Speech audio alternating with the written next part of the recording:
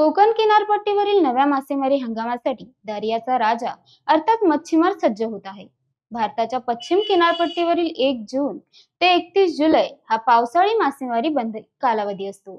यांत्रिक नौकांच्या सहाय्याने होणारी मासेमारी बंद असते. हा कालावधी संपला असला तरी पावसाळी हवामान आणि समुद्राची स्थिती याचा अंदाजा घेऊन मच्छीमार मासेमारी नौका समुद्रात उतरवत असतात. या सगळ्याचा विचार करूनच मासेमारी हंगामाची सुरुवात होणार आहे.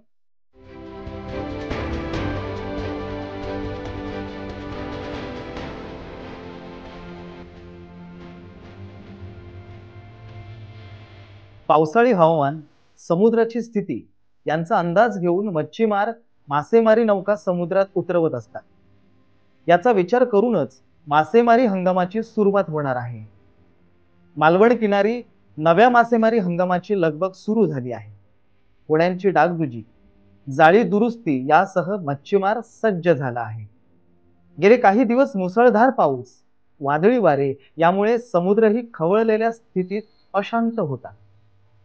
सद्यस्थितीतही वारे आणि लाटांचा जोर कमी अधिक प्रमाणात आहे.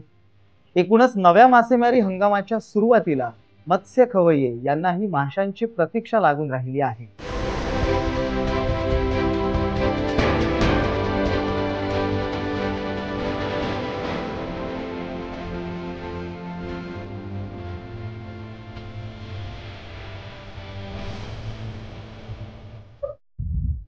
नमस्कार, मी हा दांडेगावचा एक सुपुत्र भाई जाधव म्हणून.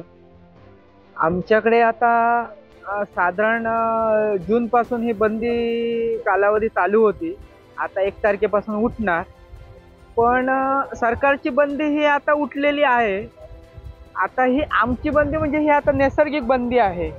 ती आता कधी उठणार म्हणजे हे वादळ कधी संपणार, त्याच्यानंतर आम्ही समुद्रात जाणार, त्याच्यानंतर आम्हाला ते मासे वगैरे भेटणार, आम्ही मच्छीमारी करणार. आता ह्याला किती दिवस लागतील, किंवा 10 दिवस लागतील किंवा 15 दिवस लागतील सांगू शकत नाही. दुसरं म्हणजे सरकारची बंदी असताना आम्ही ती पाळली आहे. आता ही निसर्गाची बंदी आहे, ह्याला कोणी जडू शकत नाही. तुम्हाला माहित आहे आता हा एवढा मोठा वारा सुटलेला आहे, समजलं, ह्याच्यात कोण मच्छीमारी करू शकत नाही. जेणेकरून किती जरी काय झालं, किती जरी मच्छीमार असला तर इथे हा समुद्रात कोणीच जाऊ शकत नाही. अशी आमची ही नैसर्गिक बंदी आहे. त्यामुळे आता कोणीच जाऊ शकत नाही. याला किती दिवस लागतील सांगू शकत नाही. हे आता मच्छीमारी ह्या हवेवरती करणं हे अयोग्य आहे, कारण ही स्थितीच चांगली नाही आहे.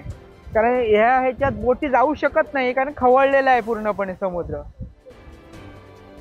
Zubair Khan, sky news today, Malvan.